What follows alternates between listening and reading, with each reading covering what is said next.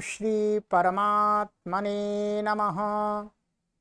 ओम श्री गुरुभ्यो नमः। ओम श्री ऋषिभ्यो नमः। ओम सहना भवतु सहनौ भुनक्तु सह वीर्यं करवावहै तेजस्विनावधीतमस्तु मा विद्विषावहै। ओम शांति शांति शांति। सर्वेभ्यो नमः। देववाणी संस्कृतं यूट्यूब चल दृश्यं प्रति भवतां भवतीनांच हार्दं स्वागतम्। मित्रों, तर्क संग्रह को पढ़ रहे हैं और आज हम तर्क संग्रह की कक्षा संख्या 46 को पढ़ेंगे, 46 को। ठीक है, 45 कक्षाएं आपको हमने पढ़ा दी हैं। प्लेलिस्ट में कॉलम बना हुआ है तर्क संग्रह, वहां पर क्लिक करके आप सभी कक्षाओं को क्रमानुसार देख सकते हैं। तो गत कक्षा में हमने आपको शब्द परिच्छेद पूरा समाप्त करा दिया था हमने। ठीक है, शब्द परिच्छेद। ठीक, अब शब्द परिच्छेद के बाद क्रम में हमारा आता है अथ अवशिष्ट परिच्छेद। अथ अवशिष्ट परिच्छेद का अर्थ हुआ कि जो भी तर्क संग्रह जो मूल हमने बताया है, इसमें जो मूल पाठ आपको सबसे प्रथम वीडियो में मैंने दिया था, उसमें से जितना पढ़ा दिया है उससे बचा हुआ अब अवशिष्ट परिच्छेद में रख रहे। अभी तक हमने सबसे पहले इसमें क्या है, इसमें 7 पदार्थ है। क्या है तर्क संग्रह में? क्या है तर्क संग्रह? किसका व्याख्यान है? तो यह सबसे पहले बता दिया था कि 7 पदार्थ हैं। कौन कौन से पदार्थ हैं? माने संपूर्ण ब्रह्मांड को नैयायिक लोगों ने 7 पदार्थ में गिना है। ठीक है, क्या? द्रव्य, गुण, कर्म, सामान्य, विशेष, समवाय, असमवाया भावाः, सप्त पदार्थ। माने ये 7 पदार्थ हैं। द्रव्य हो गया, गुण हो गया, कर्म हो गया, सामान्य हो गया, विशेष हो गया और समवाय हो गया और अभाव हो गया। ये 7 पदार्थों में वितरण किया था। फिर उसमें से हमने उन्होंने कहा कि द्रव्य कितने द्रव्यों को उन्होंने गिनाया था। तत्र द्रव्याणि पृथिव्यप तेजो वायुवाकाश काल दिगात्म मनांसी नवैव। द्रव्य 9 है के 9 द्रव्यों को पूरा विस्तार से यहाँ पढ़ा दिया। विस्तार से अर्थात जितना चाहिए उतना। उसके बाद में दूसरा पदार्थ हमारा क्या आता है? गुण। गुण कितने बताए थे? गुण बताए थे इन्होंने रूप, रस, गंध, स्पर्श, संख्या, परिमाण, पृथकत्व, संयोग, विभाग, परत्व, अपरत्व, गुरुत्व, द्रवत्व, स्नेह, शब्द, बुद्धि, सुख, दुख, इच्छा, द्वेष, प्रयत्न, धर्माधर्म, संस्काराश चतुर्विंशतिर्गुणा। ये 24 गुण बताए थे। गुणों को ही हम पढ़ रहे थे काफी लंबे समय से। गुणों में हमने आपको रूप गुण पढ़ा दिया, इन्होंने रस पढ़ा दिया, गंध, स्पर्श, संख्या, परिमाण, पृथकत्व, संयोग, विभाग, परत्वापरत्व, गुरुत्व, द्रवत्व, स्नेह, शब्द और बुद्धि। बुद्धि हमारा चल रहा था। ठीक है, अब आप यहां पर इसमें बुद्धि जहां पर आरंभ हुआ है वहां पर आपको जाना पड़ेगा एक बार। ठीक है, बुद्धि का कुछ पार्ट इन्होंने पढ़ा दिया था, बुद्धि गुण का कुछ पार्ट नहीं पढ़ाया। आइएगा, यहां पर ये था, आप भी देख लीजिएगा।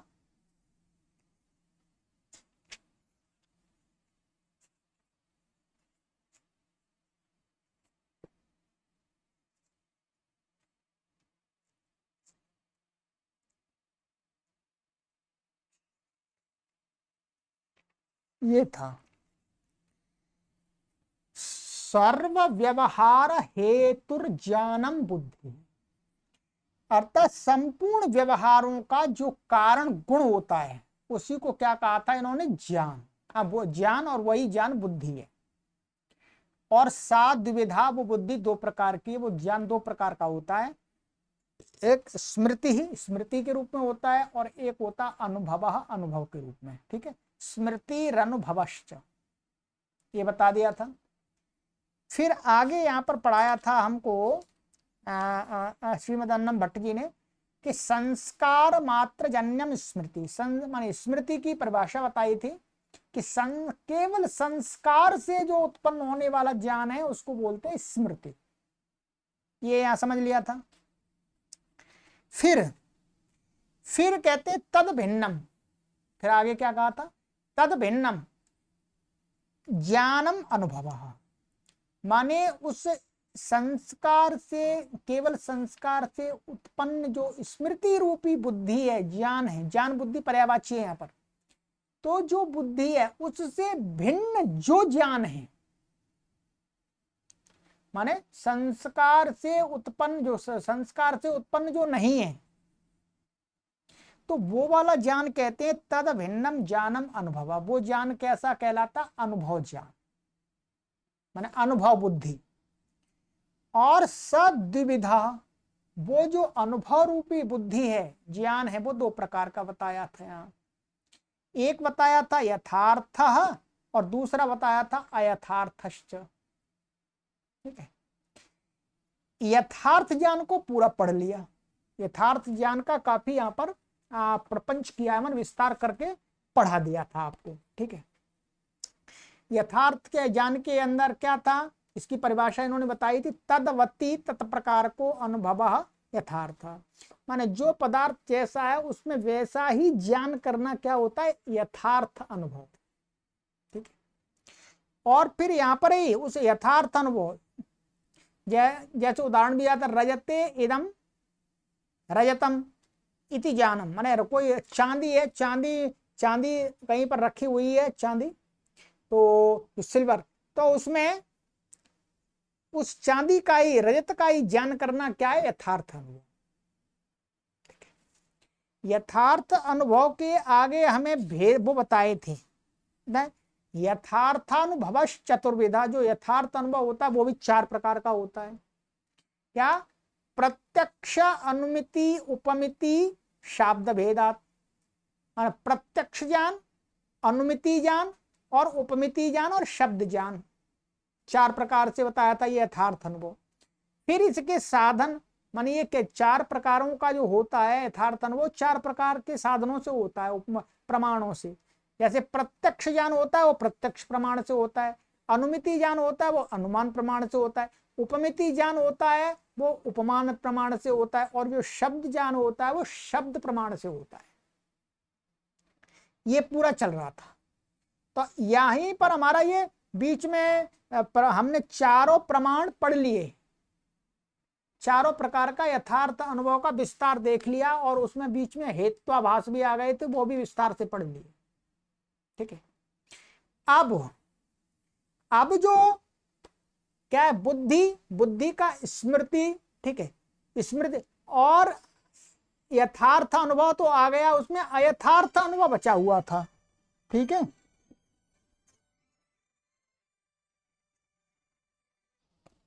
अयथार्थ अनुभव बचा हुआ था। तो अब ये वहीं से आरंभ करेंगे, अवशिष्ट परिच्छेद में वहीं से आरंभ होगा।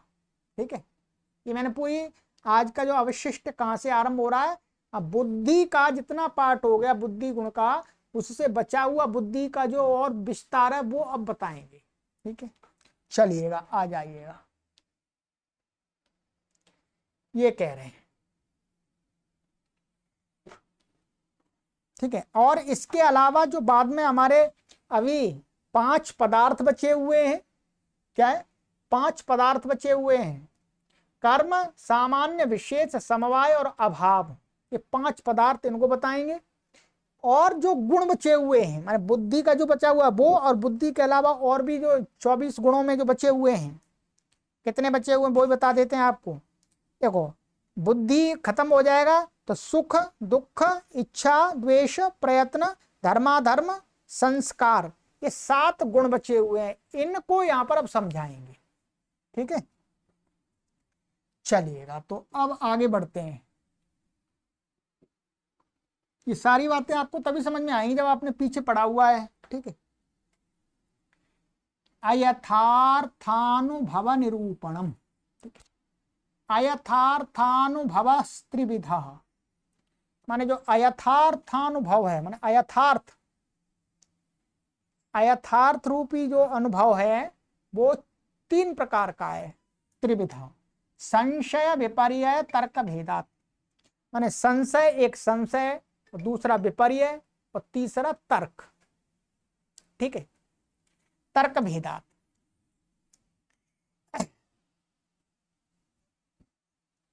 कहते हैं एकस्मिन् धर्मिणि विरुद्ध नाना धर्म वैशिष्ट्यावगाहि ज्ञानम संशय। बिल्कुल सरल शब्दों में समझाया उन्होंने।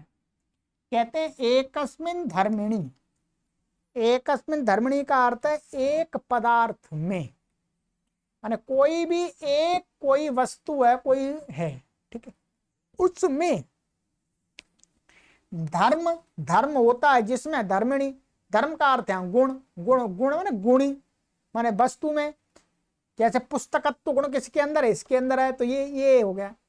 तो कहते एकस्मिन् धर्मिणी विरुद्ध नाना धर्म वैशिष्ट्यावगाहि ज्ञानम संशय। विरुद्ध माने विपरीत, क्या विपरीत, एक दूसरे विपरीत। नाना धर्म, नाना भिन्न भिन्न, विपरीत धर्म, विपरीत गुण, विपरीत क्वालिटी। विरुद्ध माने विपरीत, कैसे, भिन्न भिन्न धर्म, माने भिन्न भिन्न धर्म, और वो भी भिन्न भिन्न कैसे, एक दूसरे के विपरीत। जैसे कोई कहें कि मनुष्य जड़ है या आत्मा जड़ है, तो ये विरुद्ध है वास्तव में। ठीक है, तो अभी यहां पर देखते हैं, विरुद्ध नाना धर्म वैशिष्ट्यावगाहि, माने विरुद्ध नाना भिन्न भिन्न धर्मों के विपरीत भिन्न भिन्न धर्मों के द्वारा वैशिष्ट्य, माने वैशिष्ट्य का अनुभव, माने विशेष का अनुभव, माने विशेष का अवगाही माने प्राप्त करना, अनुभव, जानना, जानने वाला जो ज्ञान होता है वो संशय, वो संशय होता है। कहते हैं यथा, जैसे स्थाणुर्वा पुरुषो वा इति, कहीं पर क्या है, एक ठूंठ खड़ा हुआ है। ये बहुत प्रसिद्ध उदाहरण है और न्याय दर्शन में इसमें बहुत दिया जाता है।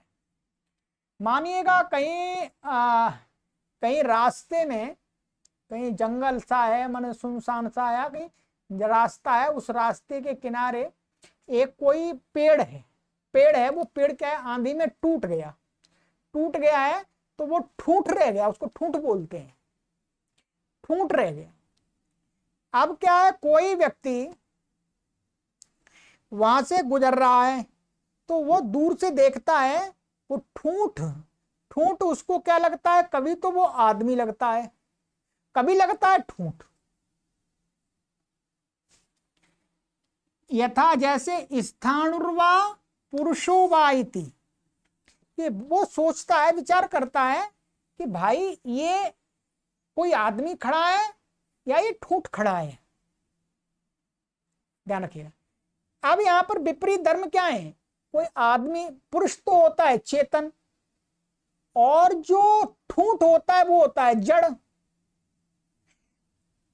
जो पुरुष होता है वो होता है चलायमान, और जो ठूंठ होता है वो होता है अचलायमान।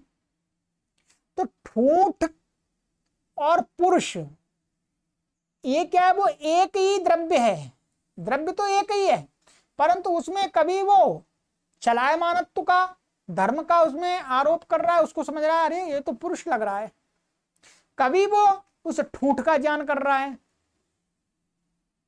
तो ये क्या है, भिन्न भिन्न है, क्योंकि मनुष्य और जो ठूंठ दोनों के जो धर्म हैं, माने मनुष्य चेतन धर्म वाला है, वो जड़ धर्म वाला है, तो एक ही पदार्थ में भिन्न भिन्न नाना धर्म, भिन्न भिन्न विपरीत धर्मों का, भिन्न भिन्न धर्मों का के वैशिष्ट माने विशेष विशेष अलग अलग करने वाला, माने पुरुष को चैतन्यत्व अलग करता है, ठूठ को जड़त्व अलग करता है। तो ऐसे विशिष्टता से युक्त जो ज्ञान है, हमारे अवगाही माने इस प्रकार से विशेषता से प्राप्त होने वाला ज्ञान है, वो ही क्या कहलाता है? संशय। इसी में बोलते हैं भाई ये संशय हो गया, संशय ज्ञान हो गया, इसमें ये ठूठ है या ये आदमी है, समझ में नहीं आ रहा। तो ये तो सरल है, आप सभी समझ गए होंगे, ठीक है। तो विरुद्ध नाना धर्म वैशिष्ट्यावगाहि ज्ञानम संशय, ये क्या? अयथार्थ ज्ञान है, ये यथार्थ ज्ञान नहीं है। क्या? ये अयथार्थ ज्ञान है। अयथार्थानुभव को दूसरे शब्द में क्या कहा था? अप्रमा। ये अप्रमाय, इससे मनुष्य कुछ प्राप्त नहीं करता, ये प्रमाण रूप में नहीं आता संशय। ये संशय क्या होता है? मनुष्य को भ्रमित कर देता है, परंतु होता है इस प्रकार का ज्ञान, इस प्रकार का अनुभव होता है, ये बता दिया, ठीक है। कहते हैं मिथ्या ज्ञानम विपर्ययः। विपर्य क्या होता है? मिथ्या ज्ञानम माने मिथ्या माने झूठा ज्ञान, झूठा ज्ञान। यथा शुक्तौ इदम रजतम इति, भाई जैसे चांदी है, चांदी में वो सुक्तौ, सुक्त माने सुक्ति होती है, शंख कह सकते हैं, या जो सागर होता है, समुद्र होता है, उसके किनारे ये शुक्ति मिलती है, चमकीली होती है एकदम चांदी जैसी। तो कई चांद वो सुक्ति पड़ी हुई है, ठीक है, तो शुक्ति पड़ी हुई उसको देख करके पूरी तरह से वहां तो संशय होता है, ऊपर वाले में संशय माने भिन्न भिन्न दोनों प्रकार का ज्ञान होता है, ये पुरुष है अथवा वो है, परंतु सुक्ति में एकदम पूरी तरह से कोई ये मानता है कि ये तो चांदी है, ये तो चांदी है, वो सुक्ति का उसमें ख्याल ही नहीं करता। तो कहते हैं ये क्या है? विपरीत ज्ञान, विपर्य ज्ञान, इसको ही बोलते हैं विपर्य।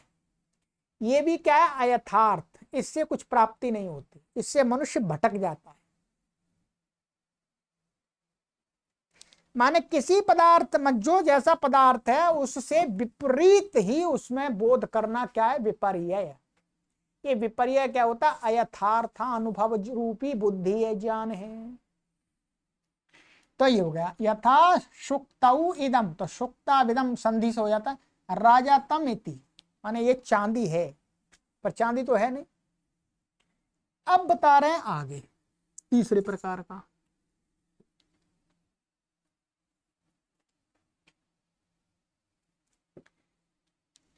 व्याप्यारोपेण व्यापकारोपस्तर्कः, ठीक है।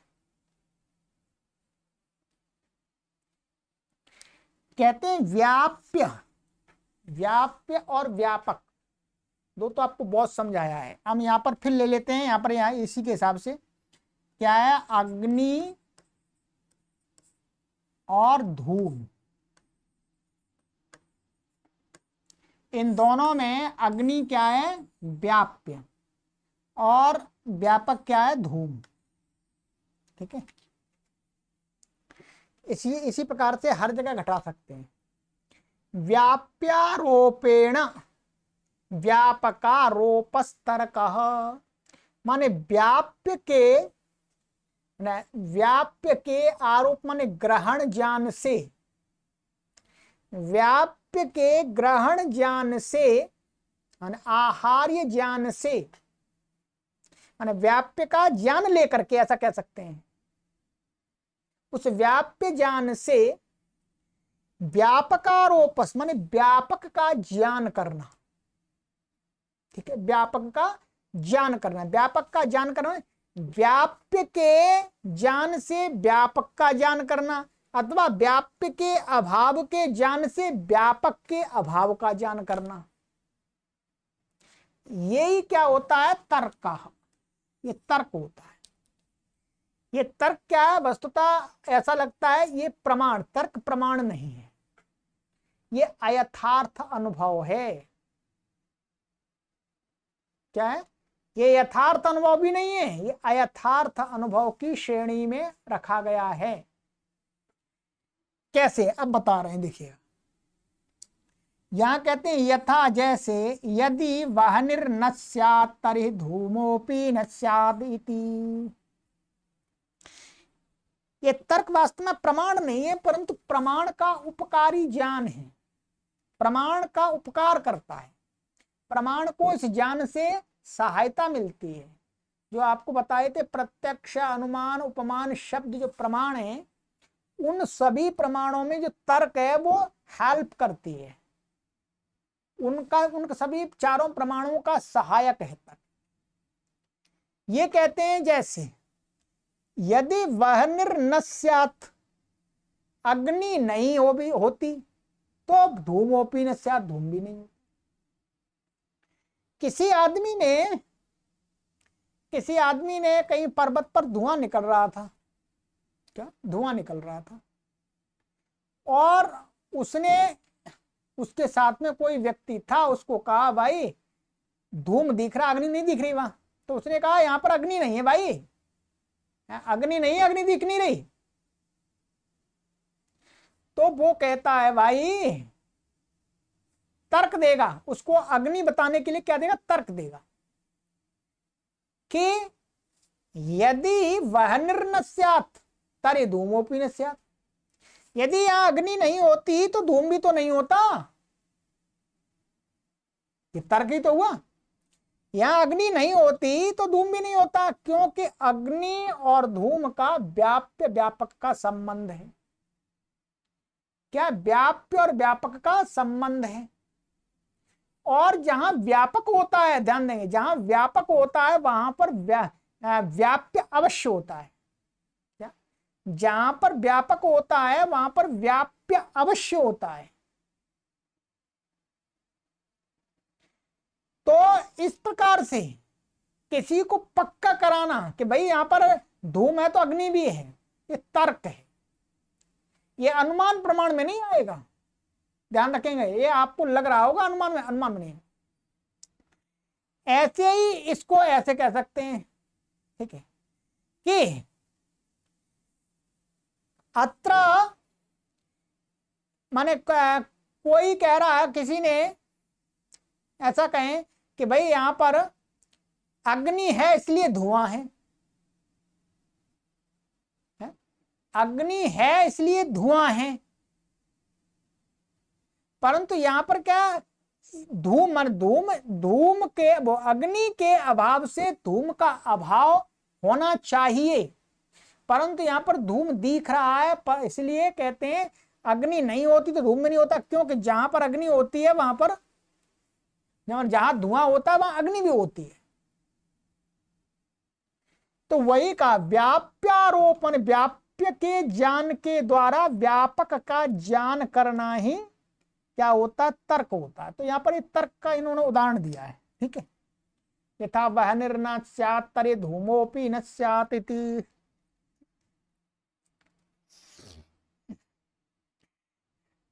अर्थात व्याप्य के ज्ञान से व्यापक को पक्का करना, ना कोई उदाहरण देना, ना निगमन करना, ना कुछ हेतु देना, कुछ भी नहीं, बस तर्क। ये तर्क सीधा है भाई, अग्निर यदि वह्निर्न स्यात् तर्हि धूमोपि न स्यात्, क्योंकि व्याप्य और व्यापक संबंध नित्य रूप से, माने जहां पर व्यापक होता है वहां व्याप्य अवश्य होता है।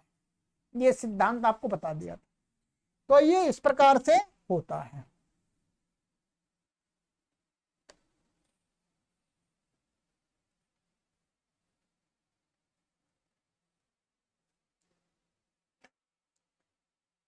अच्छा, ये हो गया। अब आएगा स्मृति। स्मृति को बता दिया था, स्मृति ही माने स्मृति, अब वो संस्कार मात्र जन्यम स्मृति, ये बताया था पहले। अब स्मृति निरूपण और कर रहे हैं यहाँ पर। स्मृति रपि द्विविधा, इसके भी भेद बता रहे हैं। अब वो जो उसकी परिभाषा होता है उसके भेद बता रहे हैं कि अयथार्था यथार्था अयथार्था च। स्मृति भी दो प्रकार की होती है, यथार्थ और अयथार्थ। प्रमाजन्य यथार्था, अप्रमाजन्य यथार्था।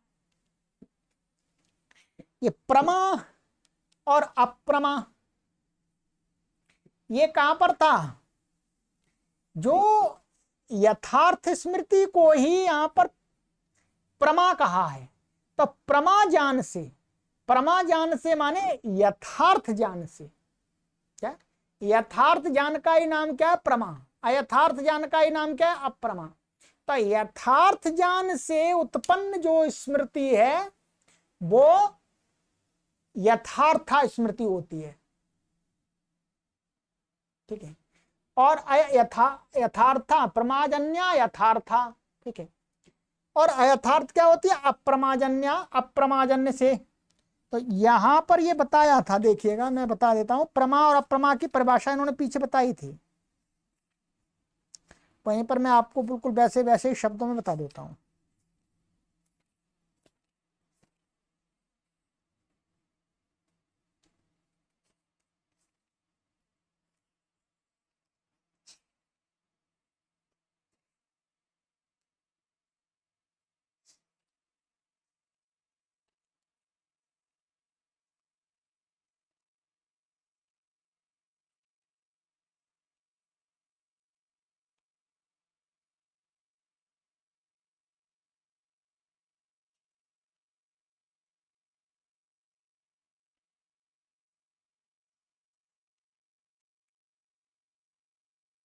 यहां कहा था कि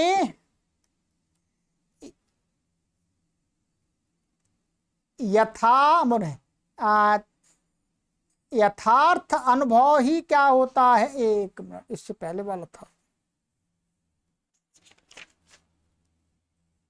ये था कि सा एव प्रमा उच्यते, माने यथार्थ जो ज्ञान होता है, यथार्थ अनुभव होता है, यथार्थ अनुभव होता है वही क्या होती है? प्रमा कही जाती है। ठीक है। और अप्रमा माने अयथार्थ अनुभव, अयथार्थ अनुभव। अब इन्होंने यहां पर ये कहना चाह रहे, प्रमा, प्रमा का अर्थ हो गया कि वो यथार्थ ज्ञान से उत्पन्न जो स्मृति होती है वो क्या है? यथार्था स्मृति। और अयथार्थ ज्ञान से, अयथार्थ प्रमा से, माने अयथार्थ अनुभव रूप अप्रमा से उत्पन्न होती है, वो क्या होती है?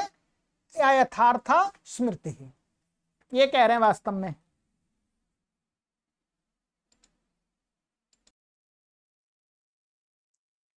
तो बस यही हुआ। ठीक है। अर्थात प्रमाजन्य का अर्थ हो गया यथार्थ अनुभव से उत्पन्न होने वाली जो स्मृति है वो यथार्थ स्मृति। और अयथार्थ अनुभव से, माने अप्रमा का अर्थ अयथार्थ अनुभव से उत्पन्न होने वाली जो स्मृति होती है वो अयथार्थ स्मृति। ठीक है। स्मृति क्या होती है वो पहले बता दिया, संस्कार मात्र जन्यम स्मृति। चलिएगा, अब ये हमारा बुद्धि का प्रकरण समाप्त हो गया, बुद्धि कंप्लीट हो गई जितनी पढ़ानी थी इनको। ठीक है। अब इसके बाद में आता है हमारा, बुद्धि के बाद में जो गुण का क्रम है वो उसमें आ रहा है सुख। सुख, सुख क्या होता है? अब सरल है ये। ठीक है।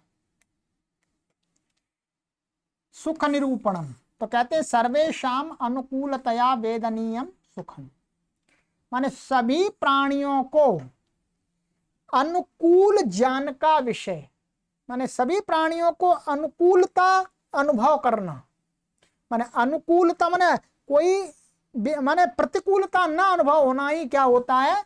वेदनीय, माने वेदनीय माने ज्ञान, वो ही क्या होता है? सुख होता है। माने अनुकूलता से अनुभव करना, अनुकूलता अनुभव करना ऐसा भी कह सकते हैं, वही क्या होता है? सुख होता है। ठीक है।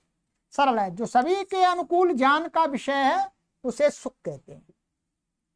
यह सर्वेशाम कहा है। सर्वेशाम माने सबका, सबका, किसी एक का नहीं। सबको अपने भिन्न भिन्न प्रकार की अनुकूलताएं से उन्हें सुख की प्राप्ति होती है। जो मुझे अनुकूल है वो दूसरे को प्रतिकूल हो सकता है। तो सर्वेशा माने सबकी अनुकूलता से, माने सबकी अपनी अपनी अनुकूलता से उन्हें जो वेदनीय माने अनुभव है, जो फीलिंग होती है, वही क्या है, सुख। ध्यान रखिएगा, मेरी अनुकूलता सबके सुख का परिचायक नहीं है। कोई व्यक्ति कहे भाई मुझे अनुकूलता है, मुझे सुख हो रहा है, तो बस अनुकूलता माने सबके लिए सुख, नहीं, ऐसा नहीं। जो मेरे लिए अनुकूलता है वो किसी के लिए प्रतिकूलता भी हो सकती है।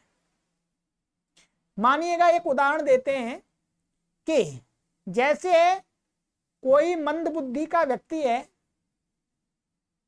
वो क्या है, उसका कोई शत्रु है। उस शत्रु की जब उसको किसी उसके शत्रु की कोई हानि होती है, कोई नुकसान होता है, लॉस होता है, तो वो जो व्यक्ति है उसको क्या होता है, अनुकूलता होती है, सुख होता है। परंतु जो उसका शत्रु है उसको क्या होता है, दुख होता है। तो इसलिए सबका सुख का और दुख का कारण एक नहीं होता। एक ही किसी के लिए प्रतिकूल हो सकता है तो वो उसको दुख पहुंचाएगा, दुख की फीलिंग कराएगा, और वही कारण किसी को अनुकूल होता है तो सुख। इसलिए सर्वेशम, सबकी अपनी अपनी अलग अलग अनुकूलताओं से सुख की अनुभूति होती है। तो सर्वेशम इसलिए कहा यहां पर, ध्यान रखेंगे।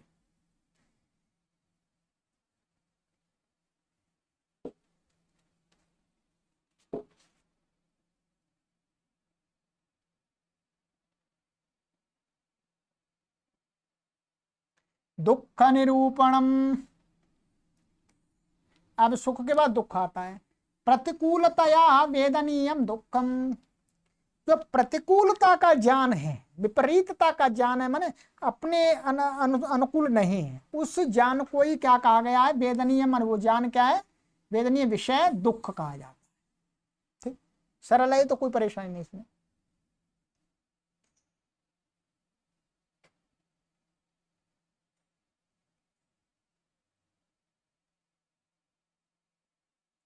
आगे है हमारा सुख दुख इच्छा।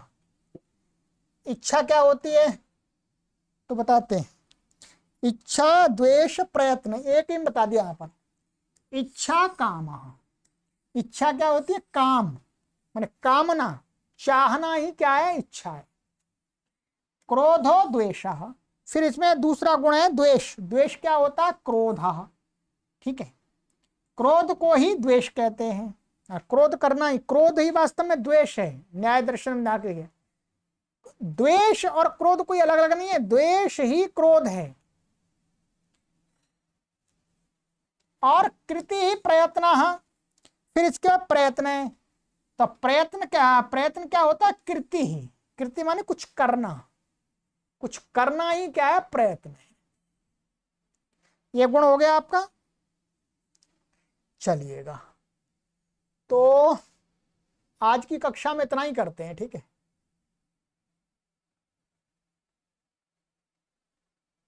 अब इसके बाद हमारा बचे हुए हैं धर्माधर्म संस्कार, बस ये बचे हुए हैं, इनको अगली कक्षा में करेंगे।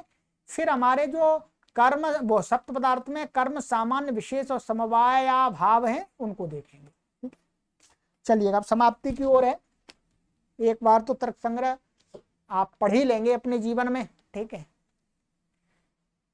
चलिए, सर्वेभ्यो नमः।